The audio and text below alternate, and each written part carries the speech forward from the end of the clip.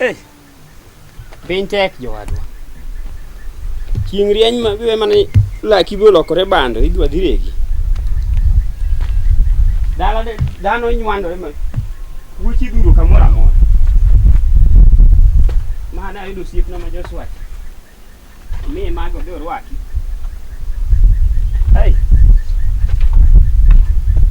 Ika gini kata chuod bade yo kuoe.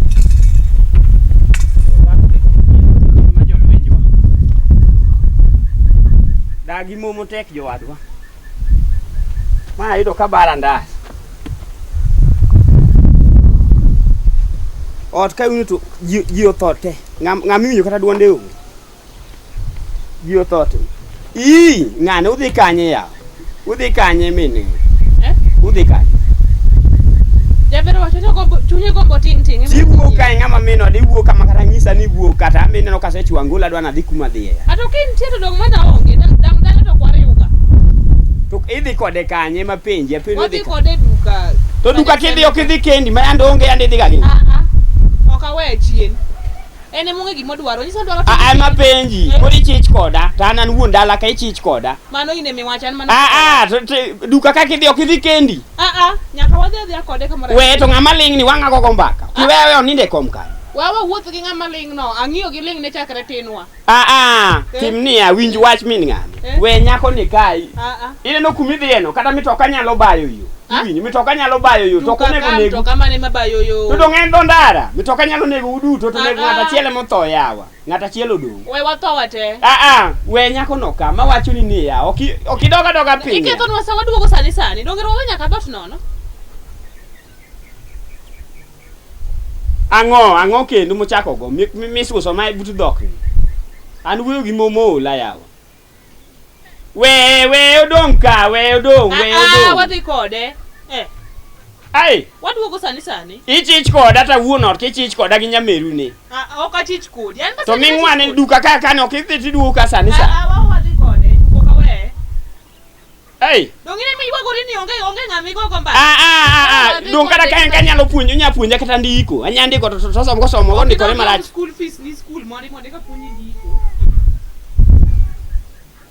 Timo to komora kata udhi to komora. Waduogo kanisa. Ng'ama puoni eto kora ang'o miting'e ne idhi kode duka. Dhi kode ku. Akia ni minoda ni guok nonang'o, buswa nonang'o tiende akia nang'o matime. Sama tino el wuoth gi nyako ni. Koka kawuono tan gosiepna mane biro le manono be ni kawo Joshua chiegni mbore kata sani. Koka gi ng'ama radwal mit dhi yudo ni nyako onge. Magi chwanya maka. Ng'ama radwal mit wang'o yudo ni nyako onge to nasechike ni kawuono emudhi kende. Masa moro wuodwuora noseng'iewo nyaka matres ong'iewo. An moko lit na makia ni akena tim nang'o. Kuka Joshua ka paro gike masekawo yawa. Nyako be chak onge. Ma koro tich matek. Kiana wuon Joshua ni na tuo akia nang'o. Nyako yelo godo piny kiny ka kiny nyako dhi. Kiny ka kiny nyako. Koka kawuono te mone gubeno kende. An magi koro tek na moka binyalo. Manwa. Ina neni mana gangolo. Ino kaneni nono. Wanga nyaka lwaki angolo. Iyo koni ng'ama sasa. Ange. Ichopo. Ichopo. Mera chwadi surprise. Ma penje awe mondi. Mitokni gi okochandi. Mitokni gi okochandi. Ta idhi mtoka to dala bathe kaya. Chwadi surprise. Chwada. Ingeni nyocha omwawere kodi cha. Ato jongware moko to okwedhi jobo. Wapenji. Jobo hoda moko kwedhi we mana pimna. To ato ang'iyo kodi hao. Ni jato rosa achiel. Yani jalong achiel. To long achiel no long to gidonje na. Adhi adonje e chiro. Haja ne ta chwadi te rosa. Ikelo. Mato kodi kikendo nyako ni kokiyudo. Kokikendo go. Mae hetero maja Chinese moro. Maja achana. Apenji kelo na long mosecham guguok. To Chinese okinge gi guogi. Ninge jocha aina gin joma loso ndare. Koro mano oting'o go simiti. to dong gichamo guok ok ema penja dwa ni yie to horo guok to long be cha amo guok long ge rwa ka rwa long tok cham guok ngisa ne se ta da non tik se ada non ipenje nyako ne mipenjo owada kuka akiani wang na wach ni nango akiani wang na wach na yie to nyose yie ke pa har gi mi wachna wachna se ta is above bailebo iwinjo mana seche mine ni donjo ni kuka gi mino da kamana dakika matin ni gi dhi to mana no na pop dong nyocha ngisi ni an gi liel ibi kawuono tinye gima ncho timore maiti mecha ngisi nwa diko kawuono no nyocha ochiere mucha ko satan maji oringo manyaka maiti no bwa gi ngwe kora kia kaka nyalo konyi nikech koro sani koro lien cha koro onge iwacho ni ma itu ochie ma iti beti gi bobo oringo ma ite te oringo ne gin dhano 89 oringo tema muchari odong kende mane chandruok manyotimore ka koro iwinjo gimitim mino da wuok mana kode ok nyita ngisi tich ang'wen to kawuono gidhi mana e duka to kawang kobiro duogo to nyako kuomi riep ok atingi na jadi long mi ani poda wuondie yan gi satan miriambo ke wine nyako kuma riep iwacho ni nyako kuma chublu chublu ema mori mano kore ni na doje boxi nyithindo ineno nade kubiru dak kode kaka inene tipani momo plus radwal nyuolango mati iluongo ni ko homba ineso na fort ko homba ineso ne fort enia hot he ko matiyo go ni he madhi chakada ai vatne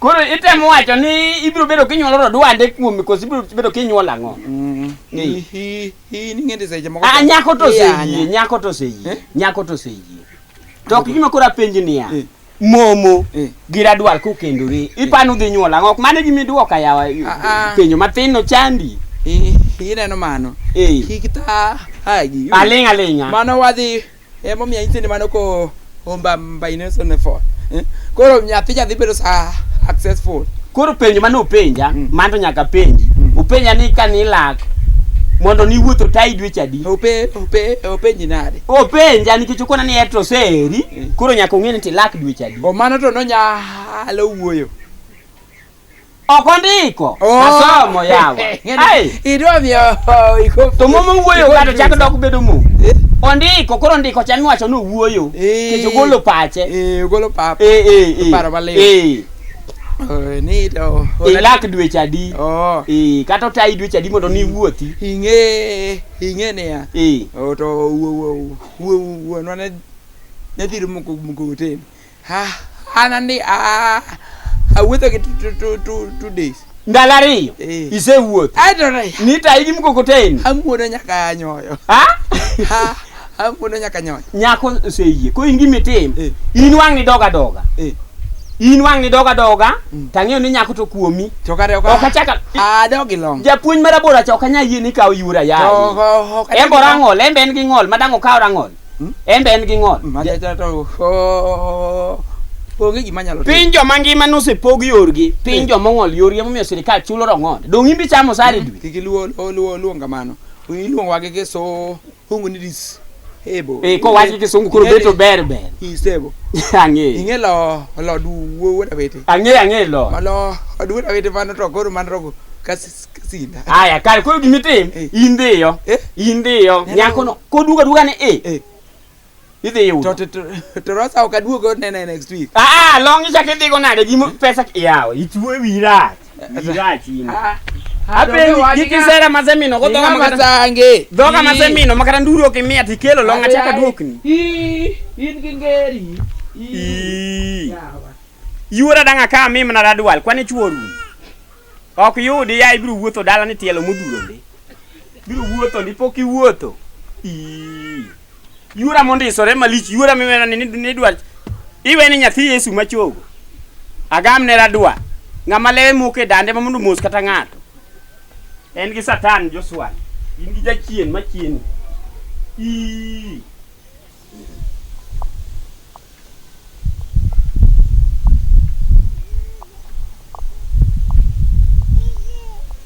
ai aluso kali. Aluso kare ing'ama weche ma ji owinjore ok ikethga. Do you know ka wuoka biro mamanyi kendi? Malong'o. To jogo osedhi e liel. Jogo osedhi e liel. Joga nyiso ne wadhi duka ka wegi ot. To jogo ko to jomage minyisa go ito. Dong wono pacho, dong ni wacho ni odhi e liel ka. Won parwati gi tiare. Mos. Yeni semeji masisi moko pache leo. Otimo nang'o? Ise wacho ne weche te. Ise wacho ne weche te. Weche ma senyise to nitie to imbe nyaka imedi aseroni. Koro ang' na wuog ang'o ya? Ang' na ndik ne.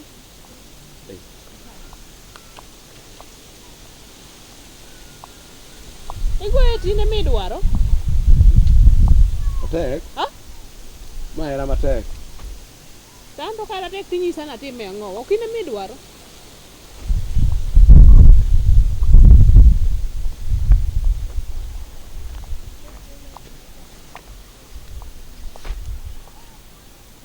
Aliso nyamera ni kichapo. Kayudo kichapo nyamera ni. No gike class adi. Ane muni go benda penja penjo.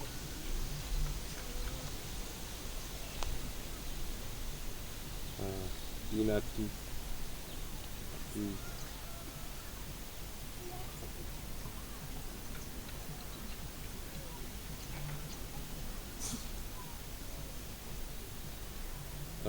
Be in gi nyathi. Nyami donge nyathi mago be penjo madangi bukri penjo na nyam. To kadwa ng'eyo ng'adwa dak kode Walusa ang'o matimi? Asekweri no go penjo machielo penjo ok be konyowa. Be idwaro dak koda. Nono to kende ne munye duki. Bipano nyalo yie dak koda. Ani ngini ng'ano ore wache mokadwa ni winjo no setamre. Dong adwa ni onge wacha Luso. Dawana malich magata kan nyaminu ma bedale wadhi biri adier. Kit kake no wach ni to kapar kubud dhaka minga.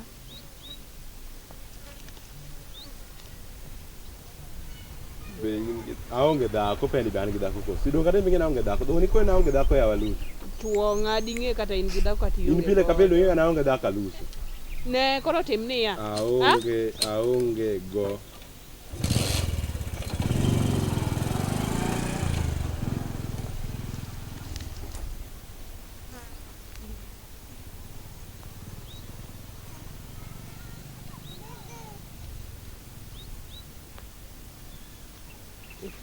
Ne Kalisto. Sawa. Kalisto. Hey. Okoro udong ji ariyo to ugomba aka yawa kosego sawa sawa. Okoro udong to uwo e kiuri. Kosa ne masero ni nyaka chie. Kore idwa dhi kanye ya Waluso. Dong beche wasetieko kosego nyaka sawa sawa. Iluongo na miu privacy. Sawa kare miyo privacy to kono ndiko te. It's okay.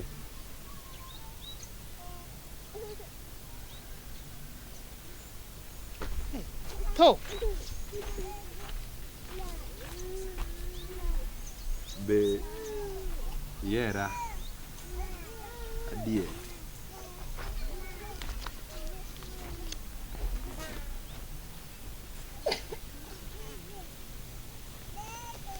Yep. Koro wadhi tich adi.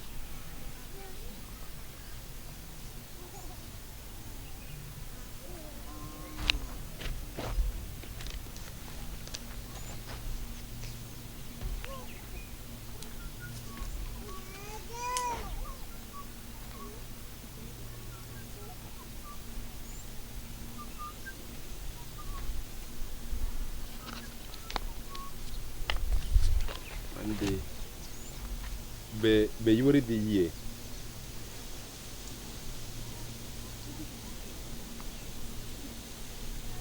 Koso onyalo loko pache.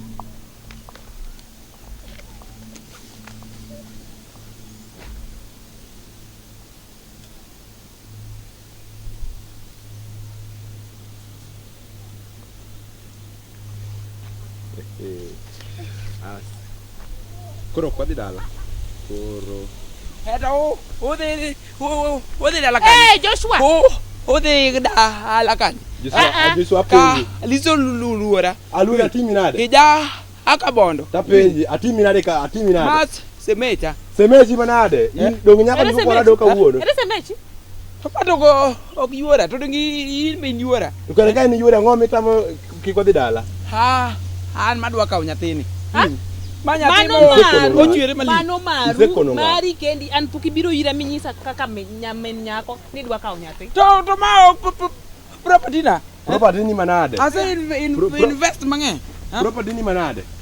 Ne, madam, me you love you. You love manade. India kata mana ndiko imi wacho. An man japur ka. Kucho. Ise pura ngo. Ka ne kaka ng'icho. Listo. Diwal kucho. Oka wuondi. Ibiro sando ni. You will know me. I will know you. You I know you. Look at your eyes. I know you. You are Joshua Stamaraja you are. Hanyalo yanyi. Yanya wa. Pugnatori. La had it has been. He nyalo mokwongo to ka wegi yuse hebedo marach. Yiso no obugo ne se takoto. Ibi. Fake bu. Who can nick hick up my property? Hey.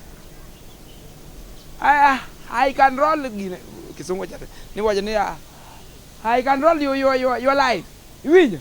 Kiki chaki ibi pacha nyata hali. Hey. You useless. No hoping mo pa. Debe, diba ne pa padating.